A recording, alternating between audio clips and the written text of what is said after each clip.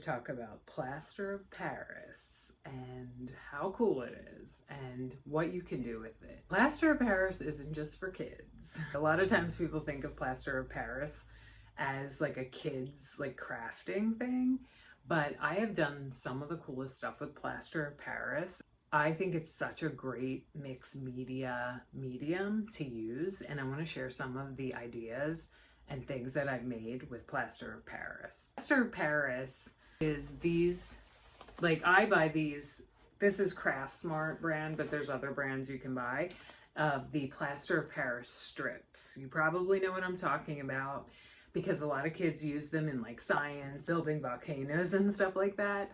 And you can make your own Plaster of Paris strips. I usually just buy the strips. I like to use Plaster of Paris as a mold, and I will show you what I'm talking about. Here are two examples of molds that I've made that I ended up turning into some really cool paintings. So here's a face mold. I have a plastic face mold that I will put the Plaster of Paris strips over top, and this is what it will look like.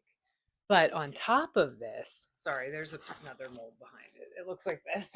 On top of this is I will use clay to give character to the face instead of just leaving it like this basic look, is what I'm saying.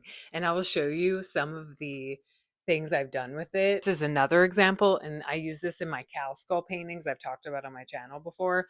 And it's just a mold that I found that I use the Plaster of Paris over top. But then with this, that's just your base to sculpt over top of. Now you can just use this on its own, just as it is. That's also something I have done, but I've been getting into sculpting on top of it and just using it as kind of like a base for the actual piece. I will show you a picture of what I mean and how this turned into this. Another piece that I made was this piece behind me here. And this I did with Plaster of Paris as well. And same thing, it's three-dimensional coming off of the canvas. By like this is Plaster of Paris. And what I did with this was I used wire to form these. See, there's wire underneath. And then I put the Plaster of Paris over top. You could see a little bit of it peeking out. That was part of like the design. And then these on the bottom are the petals. This piece is called flowering. And that is another piece I did with Plaster of Paris. These sculptural paintings are the astrology signs. And I use Plaster of Paris to create the faces. So for example, I would use the mold and then I would use clay over top to give the face character and to create other elements like I used clay for his beard. These are made of Plaster of Paris. This is the astrology sign Gemini, and it's the twins. And these are air. This symbolizes the air because it's an air sign. And I did several of the astrology signs. That's Pisces. And then like the hair. Oh, that was paper actually. Here's Leo. And you can see like I used the mold and then I used clay to create the character. And here's another example. This is Aries. And like the horns are made with Plaster of Paris. The face was molded with it, but then I used clay over top to give the face a character. And the hair is made of Plaster of Paris as well.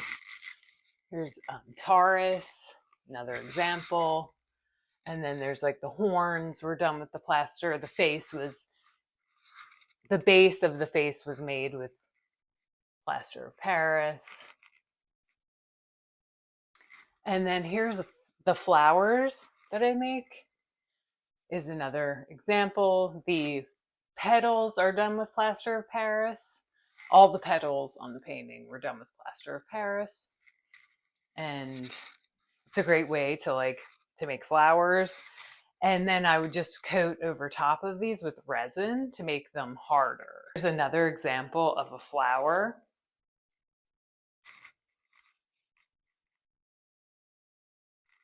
The petals were made with plaster of Paris, and then I resined over top. And it's three-dimensional, so it sticks off the canvas. Here's a mannequin I made, and the flowers were also done with plaster of Paris as well.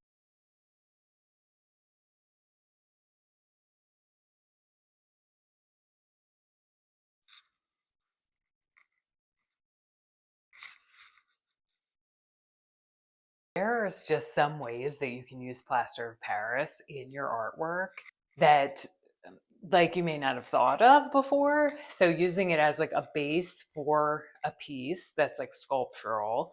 And also you can use it for texture just on the canvas itself if you wanted to like add some texture to your art work. If you like to do mixed media, it's a great way to add texture. There's so many possibilities with it. It's incredible.